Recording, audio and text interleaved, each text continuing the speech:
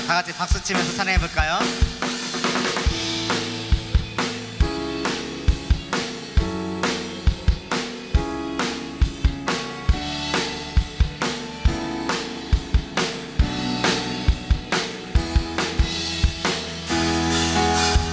내 안에 부어주소서 성령의 충만한 기름을 내 안에 충만케 하소서 성령의 내 안에 부어주소서 성령의 충만한 기름을 내 안에 충만케 하소서 성령의 기름으로 내게 기름 가득할 때 주의 복음 전할 수 있네 내게 기름 가득할 때 주의 사랑 베푸네 그날에 우리 주님께서 밤중에 찾아오신 때에 기름 준비된 자만이 잔치 자리에 들어가네 그날에 우리 주님께서 밤중에 찾아오신 때에 기름 준비된 자만이 잔치 자리에 다시 처음부터 해볼게요 내 안에 부어주소서 성령의 충만한 기름을 내 안에 충만케 하소서 성령의 기름으로 내 안에 부어주소서 성령의 충만한 기름을 내 안에 충만케 하소서 성령의 기름으로 내게 기름 가득할 때 주의 복음 전할 수 있네 내게 기름 가득할 때 주의 사랑 베푸네 그날에 우리 주께서 밤중에 찾아오신 때에 기름 준비된 자만이 잔치 자리에 들어가네 그날에 우리 주님께서 밤중에 찾아오실 때에 기름 준비된 자만이 잔치 자리 그날에 주님께서 밤중에 찾아오실 때에 기름 준비된 자만이 잔치 자리에 들어가네 그날에 우리 주님께서 밤중에 찾아오실 때에 기름 준비된 자만이 잔치 자리에 들어가네 우리에게 기름 부으신 하나님께 영광의 박수를 올려드립니다 할렐루야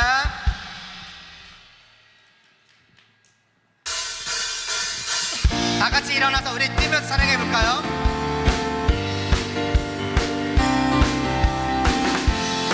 천국은 맛집 천국은 맛집 밭에 간 주님 보아 땅속에 묻힌 아무도 모르는 곳 천국은 맛집 천국은 맛집 밭에 간 주님 보아 땅속에 묻힌 아무도 모르는 보석 일하네 그 보석 발견한 사람은 그 보석 발견한 사람은 기뻐 뛰며 집에 돌아가 집 팔고 땅 팔고 냉장고 팔아 기어이 그 밭을 사고 말 거야 천국은 맛집 천국은 맛집 밭에 간 주님 보아 땅속에 묻힌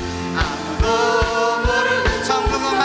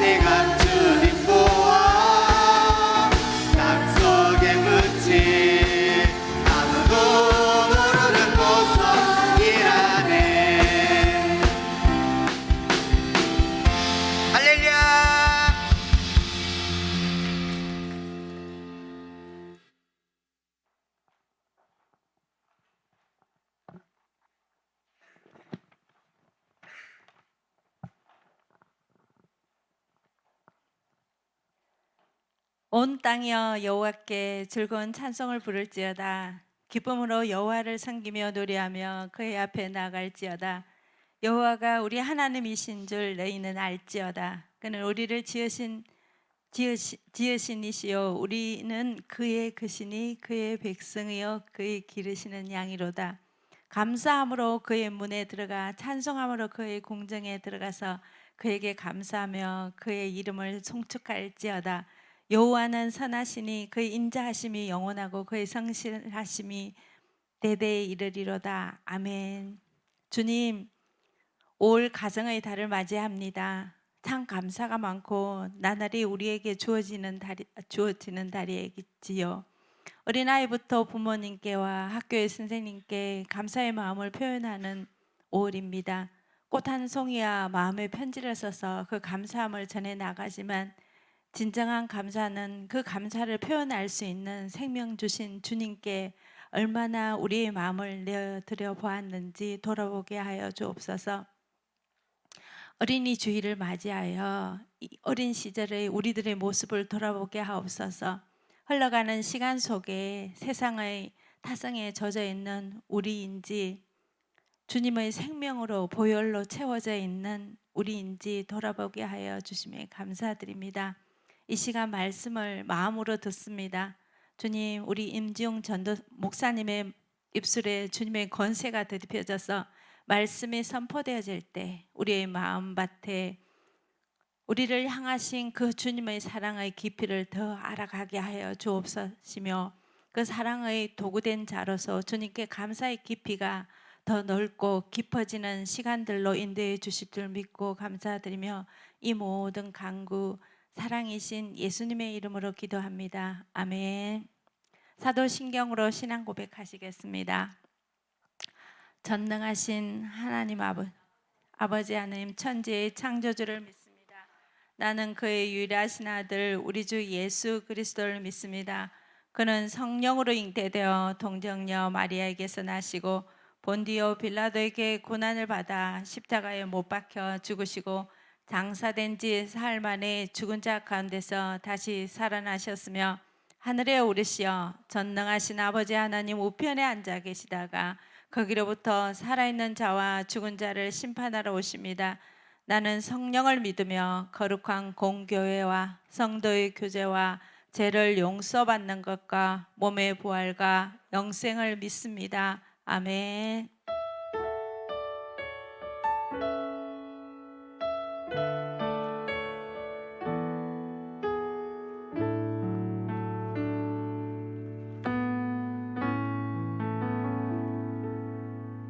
이 시간 우리에게 주신 하나님의 말씀은 마가복음 10장 13절에서 16절 말씀입니다.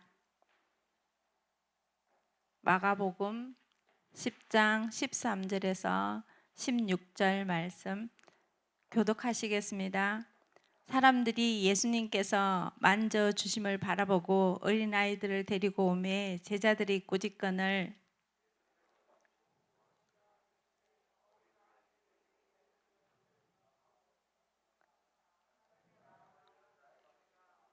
내가 진실로 너희에게 이르노니 누구든지 하나님의 나라를 어린아이와 같이 받들지 않는 자는 결단코 그곳에 들어가지 못하리라 하시고 그 어린아이들을 안고 그 위에 안수하시고 축복하시니라. 아멘.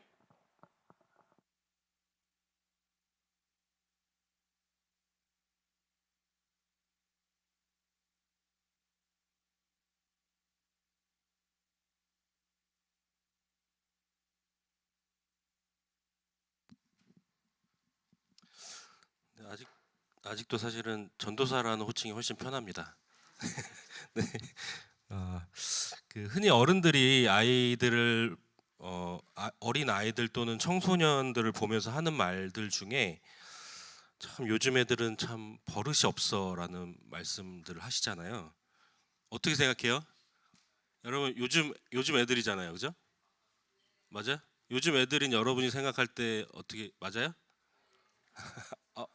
이러면 설교가 안 되는데. 근데 참 재미있는 사실은 아이들을 보는 그 어른들의 시선, 그러니까 요즘 애들은 참 버릇 없어라고 생각하는 그 어른들의 시선이 굉장히 오랜 역사를 가지고 있다는 사실입니다. 제가 이 설교를 준비하면서 자료를 찾다가 기원전 1700년쯤, 그러니까 지금으로부터 약 3900년쯤 전에 만들어진 수메르인의 점토판에 기록된 아버지와 아들의 대화 내용을 가져와 봤어요. 제가 한번 읽어볼게요. 아버지가 아들에게 이렇게 묻습니다. 아들아, 어디에 갔다 왔느냐? 아들이 대답합니다. 아무 데도 안 갔습니다. 그러자 그때부터 아버지의 폭풍 잔소리가 시작이 됩니다. 도대체 왜 학교를 안 가고 빈둥거리느냐?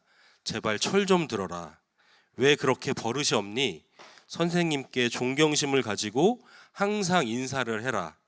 왜 수업이 끝나면 바로 집에 오지 않고 그렇게 싸돌아 다니느냐? 끝났으면 바로 집에 와야지. 너한테 집안일을 시켰니? 돈을 벌어오라고 했니? 공부만 하라는데 왜 공부도 안 하는 거니? 이런 잔소리를 계속 하시는 거예요. 그래서 이 점토판을 연구하고 해석한 사람이 내린 결론입니다. 인간은 무려 3900년 전에도 버릇이 없었나 봅니다. 근데 물론 이 아들이 진짜로 버릇이 없는 아들이었을 수도 있지만 이 기록을 통해서 우리가 알 수 있는 것은 과거에도 그렇고 시간이 많이 흐른 오늘날에도 여전히 어른들의 눈에 어린이와 청소년들에 대한 시각은 미숙한 존재라는 시각이 남아 있다는 것입니다. 사실 오늘날처럼 어떤 인류에 대한 인권이, 보편적인 인권이 존중받는 사회에서도 여전히 어린이나 청소년에 대한 이런 편견이 있는데 예수님 당시의 사회에서는 어땠을까요? 그리고 왜 예수님께서는 그 수많은 사람들 중에서 어린아이와 같지 않으면 천국에 갈 수 없다라고 말씀하셨을까요? 오늘 말씀을 통해서 예수님이 말씀하신 그 말씀의 뜻을 발견하는 우리 모두가 되기를 바랍니다. 예수님 당시에 이스라엘 백성들이 가지고 있었던 어린이에 대한 인식은 그다지 긍정적인 의미는 아니었습니다. 그러니까 기본적으로 어린아이들은 힘이 없는 존재 또는 어른의 작은 단위, 어른이 부양해야 할, 돌봐줘야 될, 어른에게 의존해야 되는 존재라는 인식이 당시의 어린이들에 대한 어른들의 기본적인 인식이었습니다. 그렇기 때문에 당시의 이스라엘 사람들은 불완전하고 나약한 어린이를 정상적인 성인으로 만들기 위해서는 강력한 체벌이 반드시 필요하다고 생각했어요. 그러니까 매를 때려서 아이들을 훈육을 해야 된다라고 그것이 당연하다라고 생각을 했던 거예요. 그 정도로 어린 아이들에 대한 인권 의식이 굉장히 낮았습니다. 근데 이런 상황을 이해하고 오늘 말씀을 본다면 왜 예수님의 제자들이 예수님께 아이들이 오는 것을 가로막았는지가 조금은 이해가 되는 부분이죠. 그러나 예수님은 당시 사람들이 가지고 있었던 어린 아이들에 대한 인식을 그대로 따르지 않으셨어요. 예수님은 오히려 어린 아이들을 존귀한 존재로 여기시고 어린이를 단순히 배려하는 수준에 머무신 것이 아니라 하나님 나라에 들어가기 위해서는 어린 아이와 같아야 한다라고 어린 아이를 높여 주셨습니다. 예수님의 말씀을 통해서 우리가 어린 아이와 같은 믿음이 무엇인지에 대해 함께 생각해 보려고 합니다. 첫 번째로 어린 아이와 같은 믿음은 하나님만 찾는 믿음입니다. 제가 딸이 한 명 있잖아요. 딸이 이제 14개월이 됐어요. 돌이 이제 살짝 지났는데, 근데 아직도 할 수 있는 말이 엄마, 아빠, 맘마 이 세 가지 단어밖에 할 줄 몰라요. 근데 그 말의 대부분이 이제 엄마고 아빠는 거의 안 해요. 자기 기분 좋을 때, 밥 먹고 막 배부르고 낮잠 잘 자고 일어났을 때 이럴 때 가끔 해주고, 아빠는 거의 안 해주고 오히려 아빠보다 맘마를 더 자주 합니다. 굉장히 섭섭해요, 제가. 근데 그런 아기가 언제 엄마 이렇게 찾을까요? 항상 찾습니다. 늘 엄마를 찾아요. 그러니까 뭐 똥을 싸고 오줌을 싸서 기저귀가 불편할 때도 엄마, 배가 고파서 막 울면서도 엄마 맘마 이렇게 하지 아빠 맘마라고는 안 해요. 그리고 잠을 자고 깨서도 엄마, 놀아달라고 할 때도 엄마. 그러니까 항상 아기는 엄마 이렇게 찾아요. 근데 그 엄마를 찾는 아기의 음성이 얼마나 애절하고 얼마나 간절하게 엄마를 찾는지 모릅니다. 정말 간절하게 엄마를 찾아요. 근데 사실 아기들만 그런 것은 아니죠. 아기보다 조금 자란 어린 아이들도 엄마를 많이 찾습니다. 여러분은 이제 조금 컸다고 기억 안 난다고 생각할 수도 있지만 얼마 전까지 여러분도 그랬어요. 근데 바로 이렇게 아기가 또는 어린이가 엄마를 찾듯이 우리가 하나님을 찾는다면 하나님께서 얼마나 기뻐하실까요? 우리가 아기가 엄마를 부르듯이 하나님을 애타게 정말 간절하게 부르짖고 하나님을 찾을 때 하나님께서 내 삶에 하나님의 놀라운 일들을 일어나게 하실 겁니다. 그렇게 간절하게 하나님을 찾는 여러분의 믿음이 되기를 바랍니다. 두 번째로 어린아이와 같은 믿음은 질문하는 믿음입니다.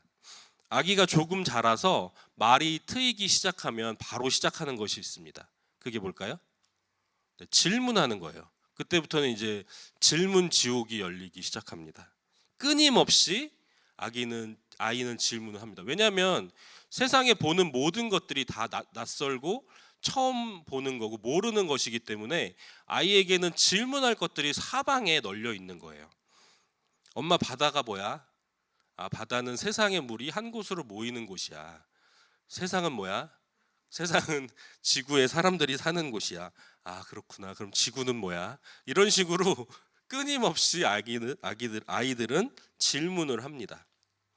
그렇게 질문하면서 아이는 세상에 대해서 배우고 성장하게 되죠. 근데 우리의 믿음도 마찬가지예요. 신앙생활을 하면서 여러분에게 자꾸 궁금한 것들이 생겨야 돼요. 성경에 대해서, 또 지금 제가 전하는 설교에 대해서, 예배에 대해서, 하나님에 대해서, 예수님에 대해서 여러분들이 모르잖아요. 모르면 질문이 생겨야 된다는 거예요. 궁금한 것들이 생겨야 됩니다. 그래서 질문을 해야 돼요. 누구에게 해야 될까요? 물론 저나 우리 선생님들에게 하는 것도 좋은 방법입니다. 그러나 가장 좋은 방법은 여러분이 하나님께 묻고 하나님께 답을 듣는 것이 가장 좋고 가장 중요한 방법이에요. 우리가 하나님께 묻는 것을 다른 말로 하면 기도라고 합니다. 그리고 하나님께서 우리에게 답을 주시는 것을 다른 말로 하면 기도 응답이라고 합니다. 우리의 신앙생활은 기도하고 하나님께 기도 응답을 받는 것으로 계속 이루어져야 돼요. 그렇게 기도를 통해서 하나님께 묻고 답을 얻는 여러분의 신앙이 되기를 바랍니다. 어린아이와 같은 믿음에 대해서 우리가 두 가지를 살펴봤는데, 첫째 뭐였죠? 어린아이가 누구를 찾듯이? 엄마를 찾듯이 하나님을 찾는 여러분이 되는 믿음. 두 번째는 하나님께 무엇을 해야 된다고요? 네, 질문하고 답을 얻는 믿음 생활이 되어야 합니다. 근데 이 두 가지에 공통점이 있어요. 그게 뭘까요? 이 두 가지 믿음의 공통점은 하나님을 인정하는 믿음이라는 공통점입니다. 아기가 자라서 언제쯤이 되면 엄마를 찾는 것 또는 엄마에게 질문하는 것을 더 이상 하지 않을까요? 여러분 지금 안 하잖아요, 그죠? 한번 언제부터 그렇게 했는지 한번 생각해 보세요. 아마 여러분이 사춘기를 겪으면서 이제는 내가 좀 컸지 이러는 순간부터는 아마 엄마를 찾는 것이 많이 줄었을 거예요. 그리고 엄마나 아빠에게 질문하는 것이 많이 줄어들었을 겁니다. 왜냐하면 엄마를 찾지 않아도 좀 안다 이거죠. 세상에 대해서. 엄마를 찾지 않아도 스스로 할 수 있다. 엄마에게 묻지 않아도 스스로 답을 찾을 수 있다 이거죠. 여러분 내일이 무슨 날인지 알죠? 네, 어버이날인데 우리 부모님들은 내 자식들이 나이를 먹어도 계속해서 엄마 아빠를 찾아주기를 바라세요. 계속해서 엄마 아빠에게 아주 사소한 거라도 물어봐 주기를 바라세요. 근데 어려운 일 아니잖아요. 근데 그 어렵지 않은 일을 해드리는 것이 바로 나의 부모님을 자식인 내가 인정해 드리는 행동입니다. 근데 우리 신앙도 마찬가지예요. 내가 공부를 열심히 해서 좋은 대학에 들어갔어요. 그리고 좋은 직장을 얻어서 이제 돈도 잘 벌어요. 세상적으로 성공했어요. 그리고 세상에서 높은 자리에 올라갔습니다. 그래서 이제는 더 이상 하나님 없이도 나 혼자 잘 살 수 있을 것 같아요. 그래서 더 이상 하나님을 찾지 않습니다. 하나님께 물어보지도 않아요. 여러분은 그와 반대가 되시기를 바랍니다. 좋은 대학에 들어갔으니 얼마나 많은 지식을 갖고 있겠어요. 그러나 내가 가진 지식보다 훨씬 지혜로우신 하나님을 인정하는 여러분이 되기를 바랍니다. 돈을 잘 벌어요. 그러나 세상의 모든 것의 주인이신 창조주 하나님을 인정하는 믿음을 갖기를 바랍니다. 세상적인 성공보다 훨씬 위대하고 전능하신 하나님을 인정하는 여러분의 믿음이 되기를 바랍니다. 세상의 그 어떤 높은 자리보다 더 높고 크신 그 하나님을 인정하는 여러분의 믿음이 되기를 바랍니다. 그렇게 하나님을 인정하며 하나님만 찾고 하나님께 질문하여 답을 얻는 여러분의 믿음이 되기를 바랍니다. 어린아이가 엄마를 찾듯이 그렇게 간절하게 애타게 하나님을 찾고 구하며 응답받는 여러분의 신앙이 되기를 바랍니다. 기도하겠습니다. 하나님 아버지, 예수님께서는 어린아이와 같지 않으면 하나님 나라에 들어갈 수 없다고 하셨는데 우리는 믿음이 있다고 하면서도 하나님을 찾지도 않고 하나님께 묻지도 않는 잘못된 신앙을 가질 때가 많습니다. 주님, 우리의 신앙이 정말 어린아이처럼 하나님을 찾고 하나님께 질문하는, 그렇게 모든 상황 가운데 하나님을 인정하는 신앙이 되게 하여 주시옵소서. 예수님의 이름으로 기도합니다. 아멘. 네, 준비하신 예물 하나님께 올려드리겠습니다.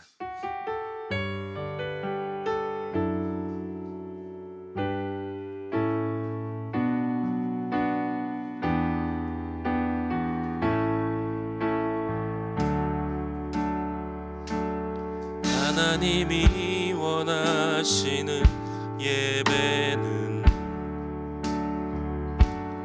나의 몸을 산제사로 드리는 것, 내 몸을 쳐 순종함으로 거룩하고 받으실 만한 산제사로 드리는 것,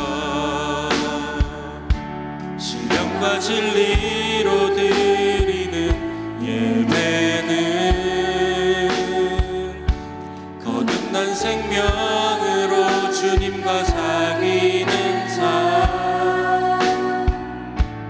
주님을 더 알아가고 내 모든 것을 다루며 믿음으로 주님과 함께 걷는 것.